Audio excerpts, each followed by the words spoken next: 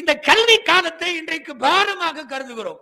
7 வருஷம் ஓதணுமா, 10 வருஷம் ஓதணுமா? காலில் விலங்கு போட்டு ஓதி கொடுத்த இக்ரிமா ரலியல்லாஹு அன்ஹுவின் மூலமாக சுமார் 3000 வகையான தப்சீர்கள் இந்த உம்மத்திற்கு கிடைத்ததாக குறிப்பிடுகிறார்கள். பல்லாண்டு காலங்கள் ஓதுகிற காலத்தில் உணவே மக்களால் தூக்கி வீசப்படுகிற தர்பூசணியின் தோல் தாகவே சொல்லுகிறோம். இன்றைக்கு இருக்கிற மௌலவிகள் அத்தனை பேருடைய தலைப்பாகைக்கு பின்னாலும் ஏதோ ஒரு தாயின் துவா நிச்சயம் இருக்கு. 50 கோடி பேர் பின்பற்றுகிறார்கள். யாரை? 51 வயசு மட்டுமே வாழ்ந்த ஒரு ஆலிமை. அல்லாஹ் பட்டென்று பதில் சொன்னான், நபியை விடாதீர்கள், பேசுங்கள். மாயகூனுலி அன் உபத்திலகு மின் தில்காஇ நஃப்ஸி, என் புறத்தில் நான் மாற்றுவதற்கு அதிகாரம் இல்லாதவன். இன்னைக்கு உலமாக்கள் உரத்து சொல்ல வேண்டிய வார்த்தை இது. அயன்குசு வ நஹ்னு அஹ்யா, நாங்கள் உயிரோடு இருக்கிற வரை இந்த மார்க்கத்தை குறைக்க விட மாட்டோம். நஹ்மதுஹு வ நுஸல்லி அலா ரசூலிஹில் கரீம். அம்மா பஅத். فقد قال الله سبحانه وتعالى في كلامه القديم والفرقان الحميد: أعوذ بالله من الشيطان الرجيم، بسم الله الرحمن الرحيم.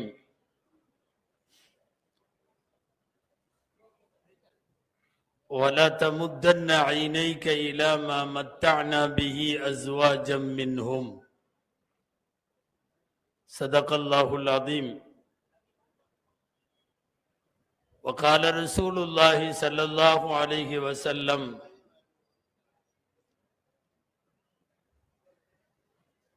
فمن أخذه أخذ بحظ وافر.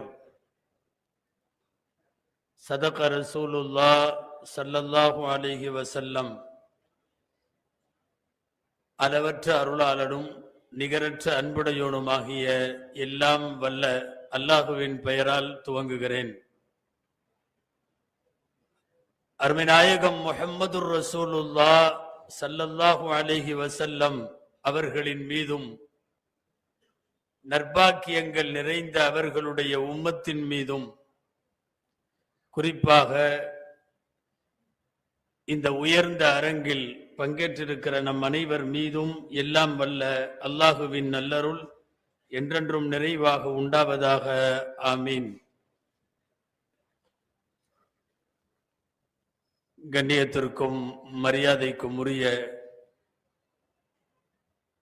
விழாவினுடைய தலைவர், இந்த ஜாமியாவினுடைய தலைவர் சாதிக் ஹாஜியார் அவர்கள், சங்கைக்குரிய செயலாளர் அமானுல்லா ஹாஜி அவர்கள், நிறைவாக நன்றி உரை சொல்ல இருக்கிற மதரசாவினுடைய பொருளாளர் ஹாஜி அவர்கள், ரப்பானி மௌலவி அவர்கள், நிகழ்ச்சியை நெறிப்படுத்தி நெறியாளுகையோடு நடைத்து கொண்டிருக்கக்கூடிய கல்லூரியினுடைய ஷேகுல் ஜாமியா மாவட்ட காசி ஹசரத் கிபிலா தாமத் பரகாத்துஹும், மேடையில் வீற்றிருக்கக்கூடிய ஜாமியாவினுடைய கண்ணியத்திற்குரிய பேராசிரியர்கள், மண்பை பேரவையினுடைய மாண்பார்ந்த உலமா பெருமக்கள், மூத்த முன்னோடிகள், மேடையில் வீற்றிருக்கக்கூடிய மரியாதைக்குரிய மார்க்க அறிஞர்கள், சமுதாய பிரமுகர்கள், இன்னமும் நிர்வாக கமிட்டி உறுப்பினர்கள், இந்த ஊரின் பல்வேறு ஜமாத்துகளை சார்ந்தவர்கள், வருகை தந்திருக்கக்கூடிய கண்ணு கட்டிய தூரம் வரை தெரியக்கூடிய ஈமானிய இஸ்லாமிய சொந்தங்கள், பட்டம் பெறும் அன்பு மௌலவிகள், இளவல்கள், அவர்களின் பெற்றோர்கள், உறவினர்கள், மொத்தத்தில் அத்தனை பேருக்கும் அஸ்ஸலாமு அலைக்கும் வரஹ்மத்துல்லாஹி வபரகாத்துஹு. கல்வியை குறித்து ஒரு அழகான சிறப்புரையை மாநில தலைவர் PAK ஹஜ்ரத் அவர்கள் பேசிவிட்டு அமர்ந்திருக்கிற இந்த நிலையில், ஆண்டுதோறும் இங்கே பேசுபவன் என்கிற அடிப்படையில் ஒரு சில செய்திகளை மாத்திரம் மௌலவிகளின் வழியாக உலமாக்களுக்கும் அவர்கள் சார்ந்திருக்கிற சமுதாயத்திற்கும் சொல்ல வேண்டிய கடமையில் நான் உங்களுக்கு முன்னாலே நிற்கிறேன். அநேகமாய் தமிழகத்தில் பட்டமளிப்பு விழாவிலே உட்காருவதற்கு இடமில்லை என்கிற ஒரு சூழல் அநேகமாய் இந்த ஊருக்கும் இந்த மதரசாவுக்கும் மட்டும் இருப்பதாக நினைக்கிறேன். 1862 இப்போ 2025 ஒரு நீண்ட பயணம். சற்றேறக்குறைய 163 ஆண்டுகள், 162 வருஷம் முடிஞ்சிருக்கு. அதுல சரிபாதி 81 வருஷம் பட்டமளிப்பு விழாவும் நடந்திருக்கிறது. 162 வருஷங்களை நிறைவு செய்து 81 பட்டமளிப்பு விழாவை கண்டிருக்கிற தமிழகத்தினுடைய ஒரு மூத்த அரபி கல்லூரியில் நான் கடந்த ஆண்டுகளிலும் சொல்லி இருக்கிறேன், லால்பேட்டை ஜல்சாவிலே பேசப்படுகிற ஒரு செய்தி என்பது தமிழகம் முழுக்க பேசப்படுகிற ஒரு செய்தி. ஏன்னா இந்த தமிழகத்தின் எல்லா மாவட்டமும் இங்கே உட்கார்ந்து இருக்கிறது, எல்லா மாவட்டமும் இருக்கிறது. தமிழக முஸ்லிம்களுக்கு சென்று போய் சேர்க்க ஏதாவது செய்தி இருந்தால் இங்கே சொன்னால் போதும், அத்தனை மாவட்டத்தின் உலமா பெருமக்களும் இங்கே அமர்ந்திருக்கிறார்கள். அல்லாஹு தாலா இந்த கூட்டத்தை கபூல் செய்வானாக. பட்டம் பெறுகிற மௌலவிகள் அவர்களின் வாழ்வு முழுக்க தீன் பணி ஆற்ற அல்லாஹ் கிருபை செய்வானாக என்கிற நல்ல துவாவோடு நான் என் வார்த்தைகளை துவங்குகிறேன். மௌலவிகளே, ஒரு 7 ஆண்டு காலம் ஃபாசில் ஓதுபவர்கள், 8 ஆண்டு காலம் இவ்ஸும் சேர்த்து ஓதுபவர்கள், இன்னும் ஒரு 10-11 வருஷ காலமோ நாம் கல்வி காலத்தை முடித்திருக்கிறோம். மதரசாக்கள் என்பது 1400 வருஷத்திற்கு மேலான பாரம்பரியத்தை உடையது. உங்களுக்கு தெரியும், மதரசாக்களினுடைய தோற்றம் மக்காவினுடைய அர்கம் மதரசாவிலிருந்து தொடங்கியது, மதீனாவின் சுஃபா மதரசாவிலிருந்து தொடங்கியது. அன்றைக்கு மதீனாவினுடைய திண்ணையிலே தொடங்கி இந்த லால்பேட்டை திண்ணை வரைக்கும் ஒரு 1500 வருஷ பாரம்பரியம் இந்த மதரசாக்களுக்கு உண்டு. ஏதோ திடீரென்று முளைத்ததோ, யாரோ உருவாக்கியதோ, நவீன கால சிந்தனையோ அல்ல. மதரசாக்கள் என்பது அல்லாஹுவின் சிந்தனை, மதரசாக்கள் என்பது ரசூலின் சிந்தனை, மதரசா என்பது நபிமார்களுடைய கான்செப்ட். அந்த அடிப்படையில் தான் இவ்வளவு காலம் இந்த மதரசா நடந்து கொண்டிருக்கிறது.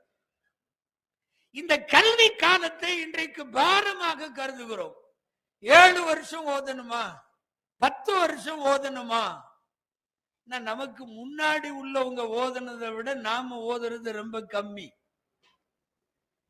இப்பெல்லாம் 7 ஆண்டை 6 ஆண்டாக குறைத்தால் அங்க கொஞ்சம் கூட்டம் அதிகமா போகுது. நான் யாரையும் குறை சொல்லல. 6 5 ஆக்கனீங்கன்னா இன்னும் கொஞ்சம் கூட்டம் அதிகமா போகுது. சமீபத்துல சில பேர் 3 ஆக்கி பார்க்கலான்னு ஆக்கி பார்த்தாங்க, அங்க அதை விட கூட்டம் வருது. சமீபத்துல ஏன் நீ மதரசாவுக்கு வர்ற, வீட்டுல உட்காந்துட்டு ஆன்லைன்ல படிச்சிரு, நான் பட்டம் கொடுத்துறேன்னு சொன்னாங்க. கட்டுக்கடங்காத கூட்டம் வருது. நாம் என்ன நினைக்கிறோம், இந்த கல்வி காலம் ரொம்ப லாங் டேர்ம் என்று நினைக்கிறோம், நீண்ட தொலைவு இல்லை. 7 வருஷமானாலும் 10 வருஷமானாலும் ஆக குறைவு. திருக்குர்ஆனுடைய விரிவுரையாளராக அறியப்படுகிற அல்லாமா இக்ரிமா ரலியல்லாஹு தஆலா அன்ஹு, அவங்க உஸ்தாத் இப்னு அப்பாஸ் ரலியல்லாஹு அன்ஹு கால்ல விலங்கு போட்டு சுமார் 25 வருஷம் ஓதி கொடுத்துருக்குறாங்க. தொழுகருக்கு, சாப்பிட்றதுக்கு இதுக்கெல்லாம் அவுத்து விடுவாங்க, திரும்ப கட்டி போட்டுருவாங்க.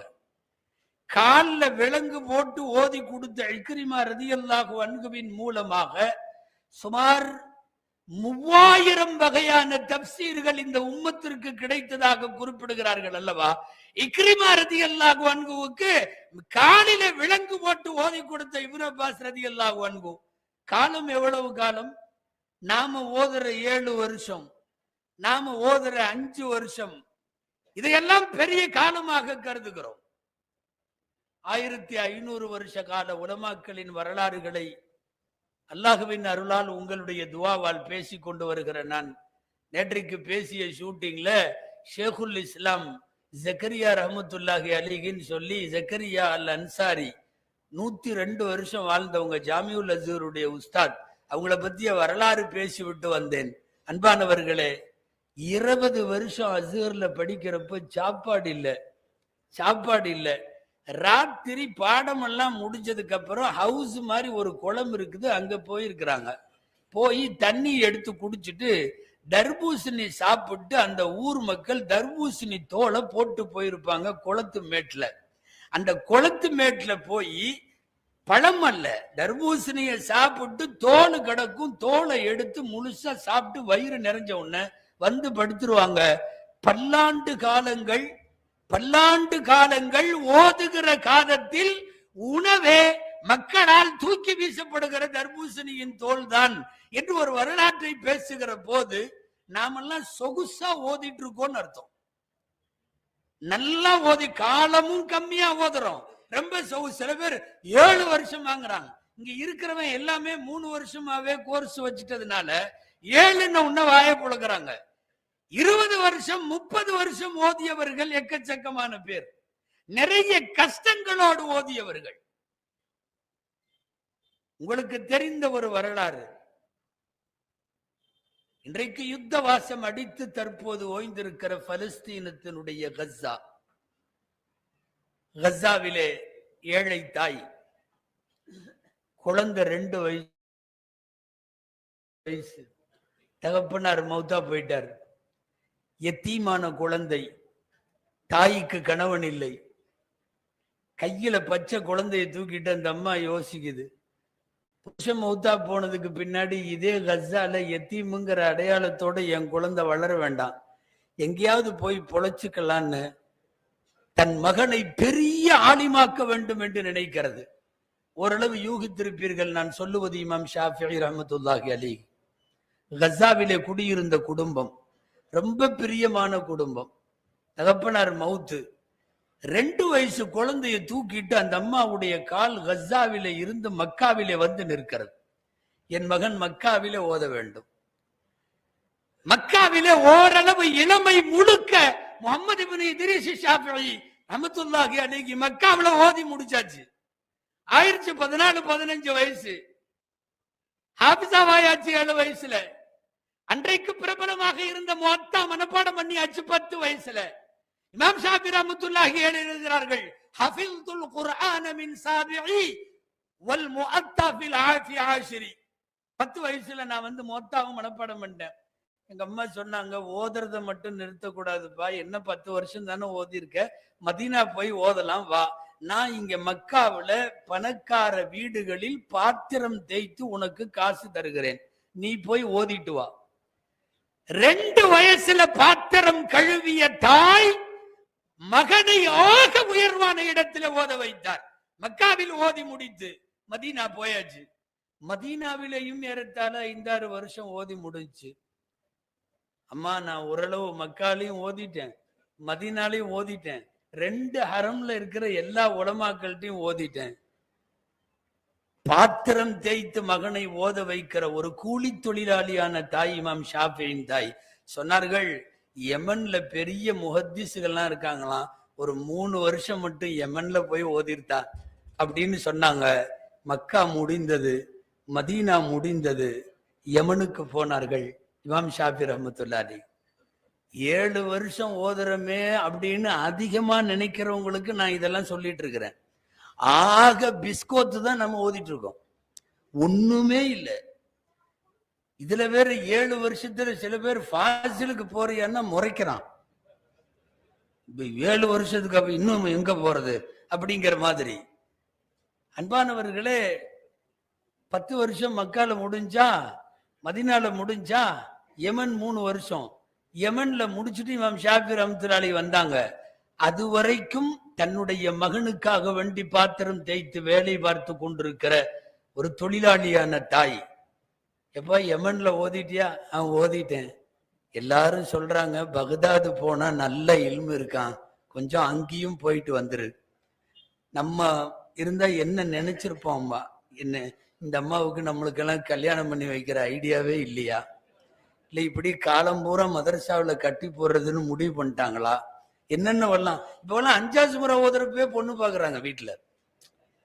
அன்பானவர்களே, பக்தாதுக்கு போனார்கள் இமாம் ஷாஃபி ரஹ்மத்துல்லாஹி.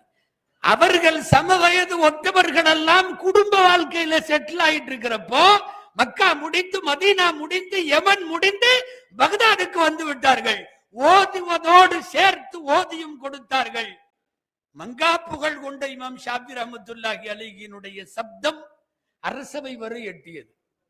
எல்லாம் முடிச்சு நான் ஊருக்கு போறேன் எங்க அம்மாவை பாக்கறதுக்குன்னப்ப மன்னர் ஹாரூன் ரஷீத் பாதுஷா கூப்பிட்டு அபாரமான திறமை உடைய இமாம் ஷாஃபி ரஹ்மத்துல்லாஹியுடைய திறமையை பாராட்டி, ஒரு கவிதை 2 கவிதை படிச்சாவே தங்க காசு கொடுக்கிற ஹாரூன் ரஷீத் இவ்வளவு திறமை படைத்த இமாம் ஷாஃபிக்கு ஒரு பை நிறைய தங்க காசு கொடுத்தார். பக்தாதுல இருந்து பையோடு வருகிற, எங்க வர்றாங்க, மக்காவுக்கு வர்றாங்க. இன்னும் அந்த தாய் அங்கேதான் இருக்கிறார். வந்து மனசுக்குள்ள நினைச்சுக்கிட்டே வர்றாங்க, இனிமே எங்க அம்மா வேலைக்கு போக வேண்டிய அவசியம் இல்லை, இதுவரைக்கும் பாத்திரம் தேய்ச்சி பொழைச்சதெல்லாம் இனிமேல் தேவையில்லை, பாதிஷா தங்க காசை கையில கொடுத்திருக்காரு, கொண்டு போய் எங்க அம்மாட்ட கொடுக்க வேண்டியதுதான், எங்க அம்மாவை இனி அப்படியே உட்கார வச்சு பாத்துக்க வேண்டியதுதான், எந்த வேலையும் இல்லைன்ட்டு வந்து இமாம் ஷாஃபிஈ பக்தாதிலிருந்து வந்து கொண்டிருக்கிறார்கள். மக்காவில நுழைய போகிறார்கள். செய்தி கிடைச்சது. அந்த தாய் கேட்டு அனுப்புகிறார் விவரத்தை. யாரோ சொல்லிட்டாங்க, பக்தாது மன்னர் ஹாரூன் ரஷீத் பை நிறைய தங்க காசு கொடுத்திருக்காரு, உன் பையன் கொண்டு வர்றாரு, உன் வாழ்க்கையில இனி கொட்டுன்னு கொட்டுன்னு. அந்த சொன்னவங்கள்ட்டயே சொல்லி விடுறாங்க. அந்த தாய் பக்தாதில இருந்து மக்கா நுழையிற இடத்துல மக்காவுடைய வாசல்லையே ஃபுகராக்கள் என்கிற ஏழைகள் இருப்பார்கள். அவங்கள்ட்ட அந்த தங்க காசை பூரா கொடுத்துட்டு வெறும் கையோடு இமாம் ஷாஃபிஈ என்கிட்ட இருந்து போன மாதிரி என்கிட்ட வரணும்னு சொல்லி அனுப்பினார்கள். ஷாஃபி இமாமுடைய தாய் அத்தனை காசையும் பிரிச்சு கொடுத்து போட்டு ஓத போறப்ப எப்படி போனாங்களோ அதே மாதிரி இமாம் ஷாஃபிஈ தாயிடத்துல வருகிறார்கள். நான் சொல்ல வர்றது, 7வது ஜும்ரா முடிக்கும் போதே இன்னைக்கெல்லாம் நம்ம வீட்டுல கேட்கிறோம், அப்புறம் பள்ளிவாசல்ல சேர போறியா, எவ்வளவு கிடைக்கும், மதரசால் அங்க போன அதுக்கு எவ்வளவு கிடைக்கும், சம்பளம் எவ்வளவு கிடைக்கும், நீ ஓதுனதுக்கு எவ்வளவு. பொருளாதார கணக்கு போடுகிற உலகத்தில் பொருளாதாரங்களை எல்லாம் தாண்டி என் மகன் இல்மு படிக்க வேண்டும், என் மகன் உலகம் உள்ளளவுக்கும் கல்வியை அடுத்தவர்களுக்கு பரப்ப வேண்டும் என்று நினைத்த அந்த தாய், உண்மையாகவே சொல்லுகிறோம், இன்றைக்கு இருக்கிற மௌலவிகள் அத்தனை பேருடைய தலைப்பாகைக்கு பின்னாலும் ஏதோ ஒரு தாயின் துவா நிச்சயம் இருக்கிறது. என் மகன் ஆலிமாக வேண்டும் என்று தாய் கேட்டுவிட்டால், தாய் கண்ணீர் வடித்து விட்டால் அல்லாஹ் நிச்சயமாக்கி விடுவான். இமாம் ஷாஃபி ரஹ்மத்துல்லாஹி அலைஹி போன்ற ஒரு 20-30 வருடம் வரை என் மகன் ஓத வேண்டும் என்று நினைத்த பெற்றோர்கள் தாய்மார்கள் எங்கே? இன்னைக்கு எப்படா முடியும் என்று கேட்பவர்கள் எங்க?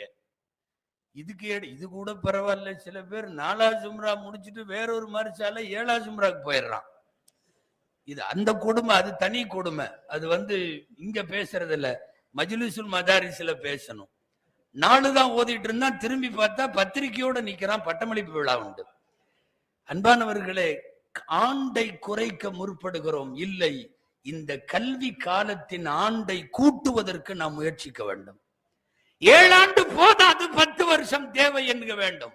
இது ஏதோ ஒரு டிபார்ட்மெண்ட் சார்ந்த படிப்பல்ல, அக்கவுண்ட்ஸ் அல்ல, பிகாமோடு அப்படி முடிச்சுட்டு போறதுக்கு. இது ஏதோ சின்ன சின்ன கணக்குகள் அல்ல, சின்ன சின்ன துறைகள் அல்ல.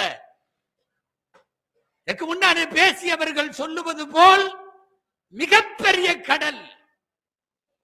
ஒரு பறவை தன் அழகிலிருந்து எடுக்கிற ஈரத்தை போல் என்று சொல்லுவார்களே ஹிதர் அலைஹிஸ்ஸலாம், அந்த அளவுக்கு ஆக குறைந்த இல்முதான் நம்மிடத்தில் உள்ள இல்மு. 30 வருஷம் வரைக்கும் கிட்டத்தட்ட கல்வி காலத்தில் இருந்த ஷாஃபி ரஹ்மத்துல்லாஹி அலைஹி அல்லாஹ் 51 வயசுல கூப்பிட்டுக்கிட்டான். 52 வயசுக்கு மேல அவங்க துனியால இல்ல, இவ்வளவு குறைந்த வயது. ஆனா ஓதி அந்த இல்மு அவர்கள் படித்த நீண்ட காலம் நினைத்தாலே சிலிர்க்கிறது. அன்பானவர்களே, இன்னைக்கு முஹம்மது இப்னு இத்ரீஸ் ஷாஃபிஈ ரலியல்லாஹு அன்ஹு ஒரே ஒரு ஆள் அவர் எழுதி வைத்து விட்டு போன சட்டங்கள் எங்களுக்கு வேண்டும் என்று பின்பற்றுகிற உலக மக்கள் 50 கோடி. சுமார் 50 கோடி பேர் பின்பற்றுகிறார்கள். யாரை? 51 வயசு மட்டுமே வாழ்ந்த ஒரு ஆலிமை. அந்த ஆலிம் எழுதி வைத்தது போல தக்பீர் கட்டுகிறார்கள். அந்த ஆலிம் எழுதி வைத்தது போல சூரத்துல் ஃபாத்திஹா பிஸ்மில்லாஹ் ஓடு. அந்த பெருமகன் எழுதி வைத்தது போல சுப்ஹான ரப்பியல் அஸீம் வ பிஹம்திஹி. 50 கோடி மக்களுக்கு ஒரு தலைமை, ஒரு நபர் சட்டம் வகுத்து கொடுத்து உருவாக்க முடியும் என்று சொன்னால் இதுதான் இந்த கல்வியின் அகண்ட மைதானம். இதுல 7 வருஷம் அதிகம் எல்லாம் தயவு செய்து நினைக்காதீங்க. இமாம் ஷாஃபி ரஹ்மத்துல்லாஹி அலைஹினுடைய தாயை போல் இன்னைக்கு தாய்மார்கள் தேவை, தந்தைகள் தேவை. யான் பெற்ற மக்களில் ஒரு மகன் ஆலிமாக வேண்டும், அவன் காலம் முழுக்க அல்லாஹுவையும் ரசூலையும் பேச வேண்டும் என்று நினைப்பவர்கள் வேண்டும். நான் வரிசையா இந்த இல்முக்காக பாடுபட்ட, கஷ்டப்பட்ட, இல்மை தேடுவதற்காக வேண்டி தங்களுடைய எல்லா ஜுஹூதுகளை, தியாகங்களை கொடுத்த பெருமக்களை சொல்லிட்டே போகலாம். நிறைய தாய்மார்கள், நிறைய வீட்டின் பெண் மக்கள். உங்களுக்கு எல்லாம் தெரியும், சஹீஹுல் புகாரியினுடைய விரிவுரையாளர் அல்லமா இப்னு ஹஜர் ரஹ்மத்துல்லாஹி அலைஹி, குடும்பமே ஹதீஸ் கலையில. அங்க மக உட்கார்ந்து எழுதிட்டு இருக்கு, அங்க மனைவி உட்கார்ந்து எழுதிட்டு இருக்கு, இங்க பையன் உட்கார்ந்து என்னமோ பண்றான், இவங்க உட்கார்ந்து எல்லாரும் பாடம் நடத்துகிறார்கள். ஒரு குடும்பமே இல்முக்காக அர்ப்பணிக்கிற குடும்பம் நமக்கு முன்னாலே வாழ்ந்த உலமாக்களின் குடும்பம். பட்டம் வாங்கினியா, 10,000 ரூபாய் சம்பளம் வாங்கினியா? இல்ல இல்ல இல்ல இல்ல. இப்னு ஹஜர் ரஹ்மத்துல்லாஹியுடைய மனைவி அனஸ் காத்தூன் அந்த அம்மா, அல்லாஹு அக்பர். அதாவது ஒட்டுமொத்த மிஸ்ர்லயே ஆக பெரிய பள்ளி ஜாமியா அம்ர் இப்னுல் ஆஸ்ன்னு சொல்லி பள்ளிவாசல். அந்த அம்ர் இப்னுல் ஆஸ் பள்ளிவாசல்ல ஹதீஸ் பாடம் நடத்துறதுக்கு அனஸ் காத்தூனுக்கு ஒரு மஜ்லிஸ் போட்டிருந்தாங்க. அந்த அம்மா பாடம் நடத்துவாங்க. உட்காந்து ஓதுறது யாரு தெரியுமா? திரைக்கு அப்பால ஓதுறது யாரு தெரியுமா? எக்கச்சக்கமான உலமாக்கள், ஏராளமான உலமாக்கள். பாடம் நடத்துறது யாரு தெரியுமா? இப்னு ஹஜர் ரஹ்மத்துல்லாஹியுடைய மனைவி அனஸ் காத்தூன் அவங்களுக்கு பேரு. ஒவ்வொரு வருஷமும் புகாரி ஷரீஃப் கரெக்டா ரஜபுக்கும் ஷாபானுக்கும் இடையில கத்ம புகாரி பண்ணுவாங்க ஜாமியா அம்ர் இப்னுல் ஆஸ்ல. அந்த அம்மா சொல்ல போனா அந்த அம்மா ஏற்படுத்தி கொடுத்த சுன்னத்துன்னு சொல்லணும். தமிழகம் முழுக்க ஜாவியாக்கல்ல ரஜபு ஷாபான்ல புகாரி மஜ்லிஸ் நடக்குது இல்லையா, கத்ம புகாரி நடக்குது இல்லையா. நீங்கள் காயல்பட்டினமானாலும் மதுராமப்பட்டினமானாலும் கேரளாவினுடைய பல்வேறு இடங்களானாலும் ஏன் உங்களுடைய ஜாமியாவானாலும் புகாரிய கத்தம் பண்றதுன்னு இருக்கு இல்லையா. இந்த சுன்னத்தை உலகத்தில் முன்னெடுத்தது இப்னு ஹஜர் ரஹ்மத்துல்லாஹியுடைய மனைவி அனஸ் காத்தூன் அவர்கள். ரஜபு ஷாபான்ல அவங்க புகாரி முடிக்கிறப்ப பார்த்தா அந்த ஜாமியா அம்ர் இப்னுல் ஆஸ் ரம்பி வழியுமா. எத்தனை உலமாக்களுக்கு உஸ்தாது தெரியுமா அந்த பெண். அதுல முன்னாடி செஃப்ல உட்கார்ந்து ஓதுனவங்க வரலாற்று ஆசிரியர் உலமாக்களுக்கு தெரியும், அல்லமா சஹாவி போன்றவர்கள். அவங்க எல்லாம் மாணவர்கள். சஹாவி எழுதுறாரு, எங்க உஸ்தாத் அம்மா அப்படின்னு சொல்லி தாயாக பாவிச்ச அனஸ் காத்தூனை பற்றி எழுதக்கூடியவர்.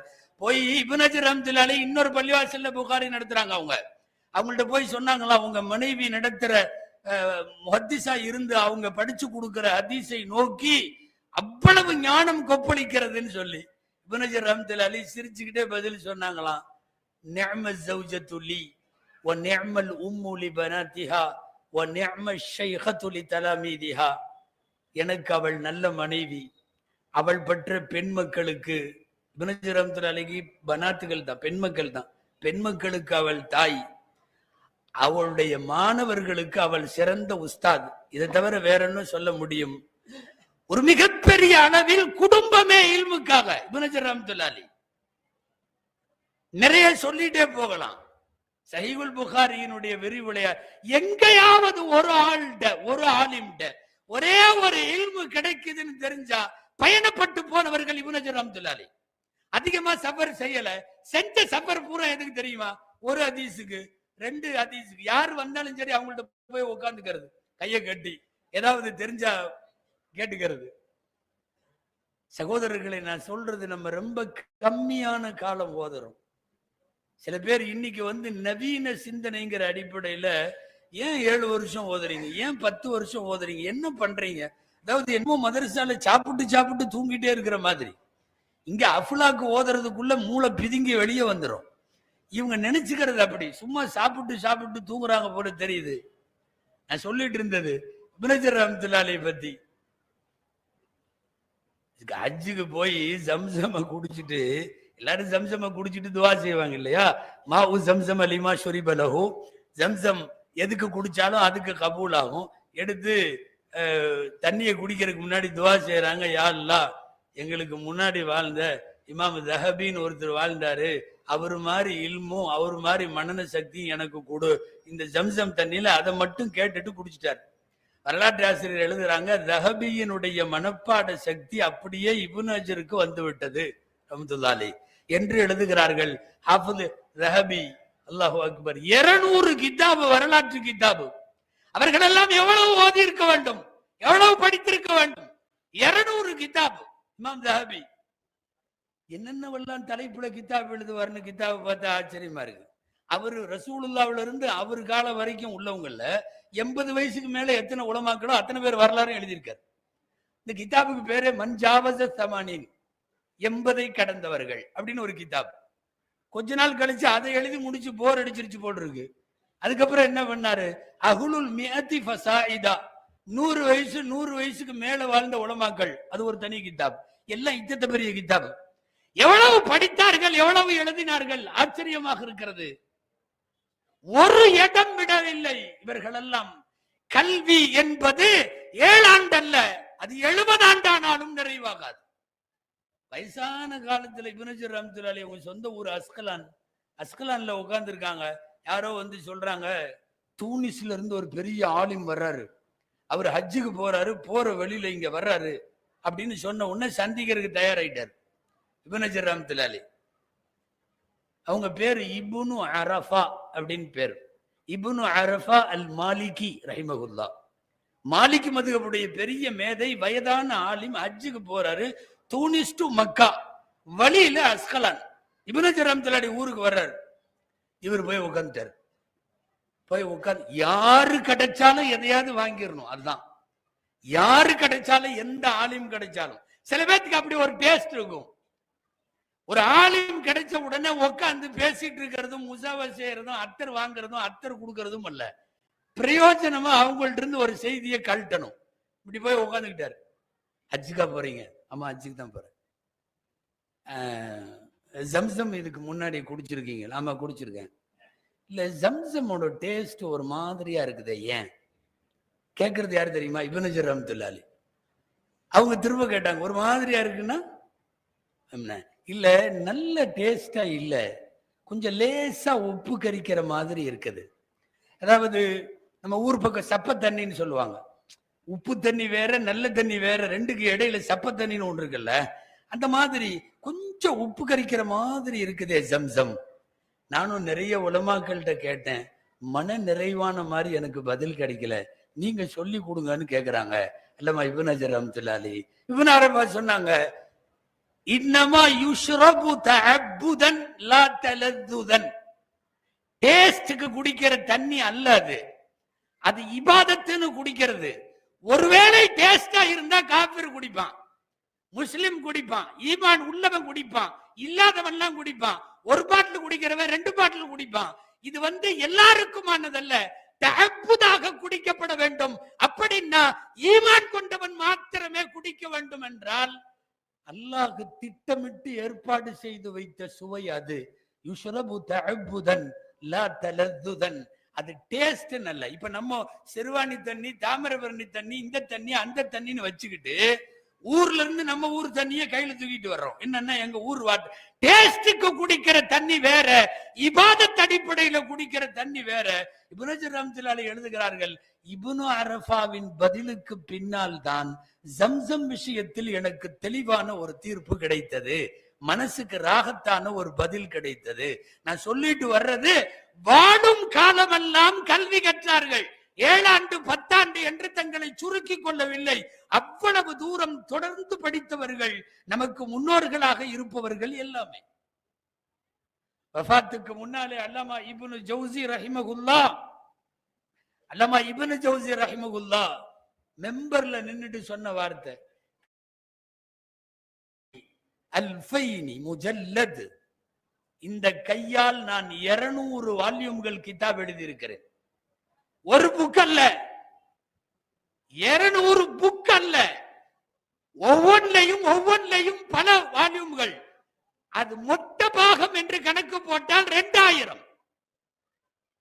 2000 வால்யூம்களை முஜல்லதுகளை எழுதி முடித்திருக்கிற அல்லாமா இப்னு ஜௌசி போன்றவர்கள் எல்லாம் முன்னாலே நிற்கிறார்கள்.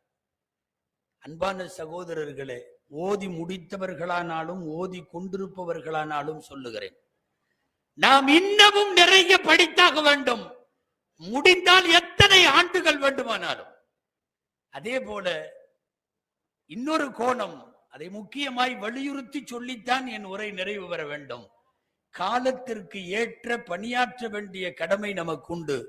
கற்ற கல்வியை கற்றுக்கொண்டே களத்திலே நின்று சமுதாயத்திற்கு தேவையான பணிகளை தேவையான காலத்தில் செய்ய வேண்டும்.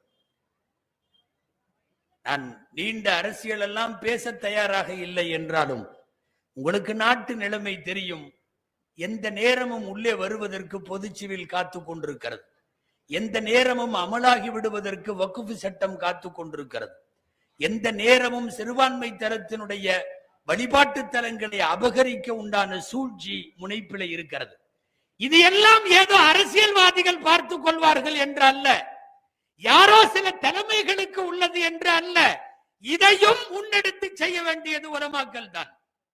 உரத்து சொல்ல வேண்டும், எங்களுடைய சட்டத்தை மாற்ற முடியாது, உனக்காக எங்கள் குர்ஆனை விட்டு தர முடியாது. இது விஷயத்தில் போராளிகளாக இருக்க வேண்டியதும் உலமாக்கள் தான். ரசூலுல்லாஹ்விடத்தில் வந்தார்களே, ஒத்து வரல உங்க சட்டம் எல்லாம்,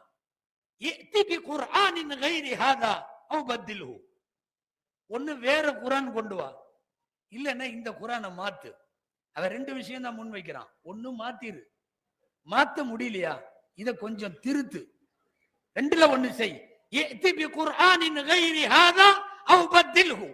அல்லாஹ் பட்டென்று பதில் சொன்னான், நபியே விடாதீர்கள், பேசுங்கள்.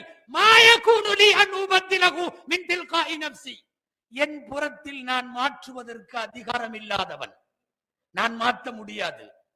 இந்தியா மட்டுமல்ல, உலகத்தின் எந்த மூலையாக இருந்தாலும் இன்றைக்கு உலமாக்கள் உரத்து சொல்ல வேண்டிய வார்த்தை மா யகூனு லனா அன் நுபத்திலஹு மின் தில்காஇ அன்ஃபுஸினா. எங்கள் புறத்திலே இருந்து நாங்கள் மாற்ற முடியாது. பாட புத்தகம் எல்லாம் மாறுகிறது, அரசியல் அமைப்பு சட்ட புத்தகங்கள் கான்ஸ்டிடியூஷன் மாறுகிறது. ஏன் வேதங்களை கூட மாற்றுகிறான். பாட புத்தகம் மாறுகிறது, அரசியல் அமைப்பு மாறுகிறது, வேதம் மாறுகிறது. ஆனால் எங்கள் ஷரியத்து மாறாது, எங்களுடைய குர்ஆனும் ஹதீஸும் மாறாது. அபூபக்கர் ரலியல்லாஹு அன்ஹு ஒரு புதிய குழப்பம் துவங்குகிற போது ஒரு வார்த்தை சொன்னார்கள் அல்லவா, அயன் குசு வ அன ஹய்யுன். நான் உயிரோடு இருக்கிற போது இந்த மார்க்கம் குறைய நான் விடுவேனா? மார்க்கம் குறையலாமா? ஷரியத் சட்டம் குறையலாமான்னு கேட்டாங்க இல்லையா? இன்னைக்கு உலமாக்கள் உரத்து சொல்ல வேண்டிய வார்த்தை இது, அயன் குசு வ நஹ்னு அஹ்யா. நாங்கள் உயிரோடு இருக்கிற வரை இந்த மார்க்கத்தை குறைக்க விடமாட்டோம். என்ன விலை கொடுத்தாலும் இதை பாதுகாக்க வேண்டிய பொறுப்பும் கடமையும் உலமாய உம்மத்திற்கு உண்டு. எந்த நாட்டில் பொது சிவில் சட்டம் தனி தலைப்பாக கொள்கிறேன். உலமாக்கள் முன்னெடுக்க வேண்டிய பொறுப்பை உலமாக்கள் நிறைந்திருக்கிற மஜ்லிஸிலே சொல்ல வேண்டும் என்பதால். யூரோப்ல இல்ல பொது சிவில் சட்டம், தூக்கி கொண்டாடுற அமெரிக்கால இல்ல பொது சிவில் சட்டம், யூஎஸ்ல யூரோப்பியன் கண்ட்ரீஸ்ல அங்கெல்லாம் இல்லாத அக்கறை அங்கெல்லாம் ஒரு ஸ்டேட்டுக்கும் இன்னொரு ஸ்டேட்டுக்கும் அங்க வேற சட்டம், வேற சட்டம். நியூயார்க்ல உள்ளது புளோரிடால செட் ஆகாது, அங்க உள்ளது கலிபோர்னியால செட் ஆகாது. மாநிலத்துக்கு மாநிலம் வேறுபடுகிற சட்டங்களை உலகம் பூரா வச்சிருக்கிறப்போ உனக்கு என்னடா இங்க பொது சிவில் சட்டம்? ஒன்றை மாத்திரம் உரத்து நாம் சும்மா மேடைகளின் வழியாக, சமுதாய மேடைகளின் வழியாக சொல்லிக்கொண்டே இருக்க வேண்டும். நீ எதிர்க்க நாங்கள் வீரியமாகுவோம், ஓயவெல்லாம் மாட்டோம். நீ பாங்க தடுக்கலாமா? அப்படியா? நீ தடுத்து பாரு, தொழுகையை தடுத்துருவியா? நீ வெளியே கேட்கிற சத்தம் பாங்க உன்னால கட் பண்ண முடியும். என் வீட்டுல நான் தொழுகிறத உயிர் போற வரையும் நீ தடுத்து நிறுத்த முடியாது. புர்காவை தடுக்கலான்னு தடுத்து பார்த்த. எந்த ஊர்ல புர்கா போத்துறது குறைஞ்சது சொல்லு பார்க்கலாம்? கூடி இருக்கலாமே ஒளிய குறையாது. நீயும் மாட்டுக்கறிங்கிற பேர்ல அடிச்சு ஆலையெல்லாம் காலி பண்ண.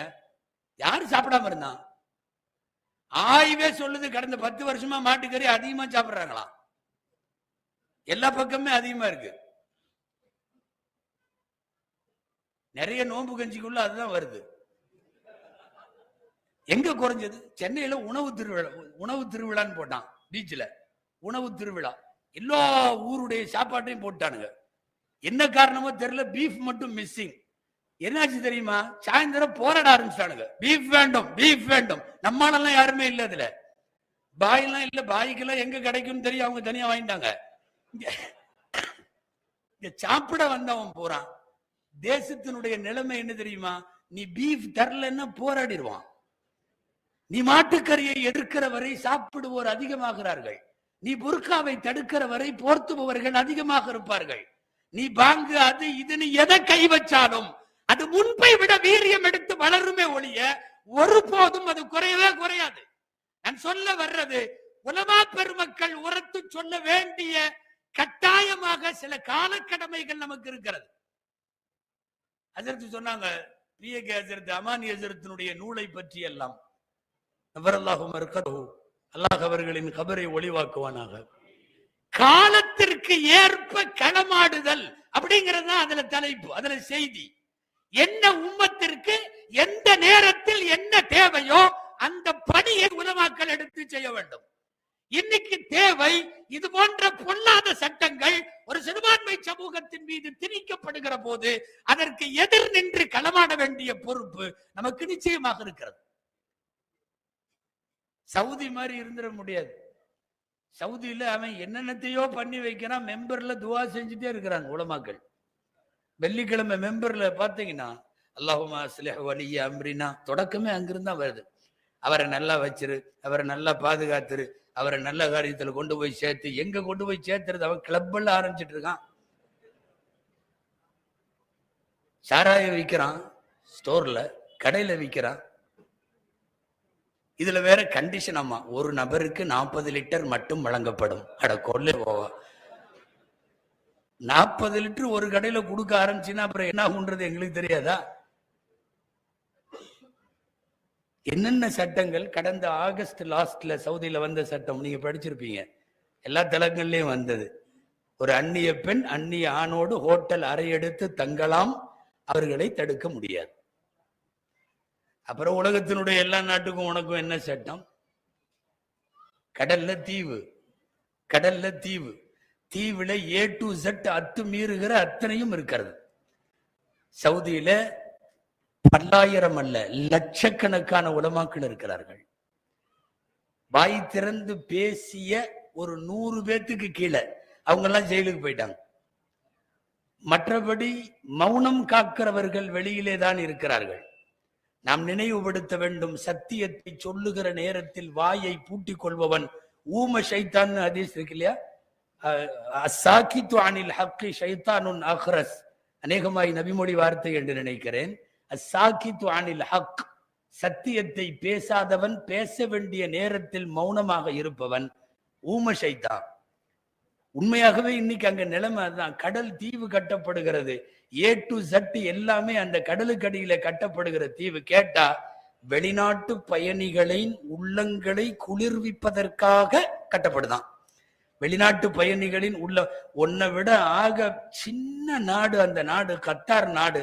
கால்பந்தாட்டம் நடத்தி எந்த கலாச்சாரத்தையும் கெட்டு போகாம வச்சிருந்தானே, காரி துப்ப வேண்டாமா? கத்தாரின் காலை பிடித்து கொண்டு இவன் கெஞ்ச வேண்டும். அப்படிப்பட்ட அற்புதமான கலாச்சாரம் அந்த நாட்டில் இருக்கு. உலக தலைமையகம் என்று சொல்லுகிற சவுதி இவ்வளவு கெட்டு போயிருக்கிறது அல்லவா? நான் சொல்ல வருவது, வாய் திறக்க வேண்டிய நேரத்தில் திறக்காத உலமாக்களால் தயவு செய்து அப்படி இருந்துட வேணான்ற. 34 நாடுகளை கூப்பிட்டு அவங்க கால்பந்தாட்ட போட்டி நடத்தினாங்க கத்தார்ல. நமக்கு எல்லாத்துக்கும் தெரியும். 34 நாட்டுக்காரன் வந்தான். ஒன்லி 28 days, 28 நாளைக்கு மட்டும், அதுவும் அந்த ஸ்டேடியத்தை சுத்தி மட்டும் மதுக்கடை வைங்க அப்படின்னு சொல்லி கேட்டாங்க.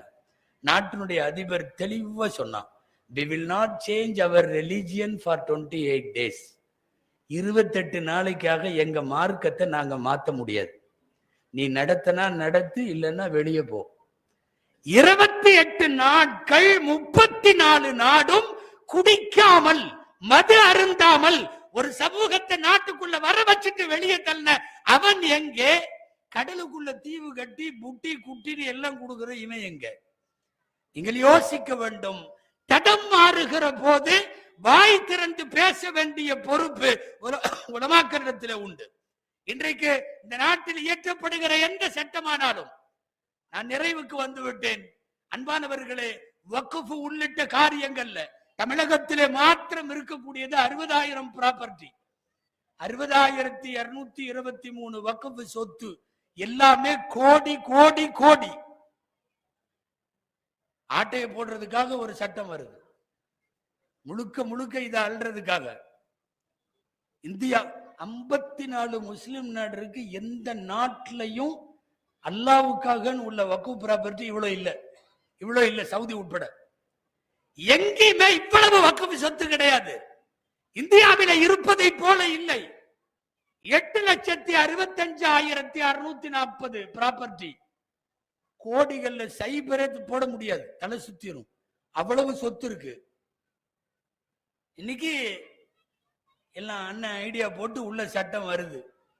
எப்படியாவது இதை முழுக்க முழுக்க உம்மத்தை பாதிக்கிற பொது பிரச்சனைகளில், ஜும்மா மேடைகளானாலும் சமுதாய மேடைகளானாலும், நமக்கு என்ன ஏதாவது மூசா அலைஹிஸ்ஸலாம் வரலாறு, ஈசா அலைஹிஸ்ஸலாம் வரலாறு பேசிட்டு நம்ம உட்கார்ந்துக்கலாம் என்று உலமாக்கள் இருந்து விட முடியாது. மௌனமாக இதையெல்லாம் நாம் கடந்து போக முடியாது.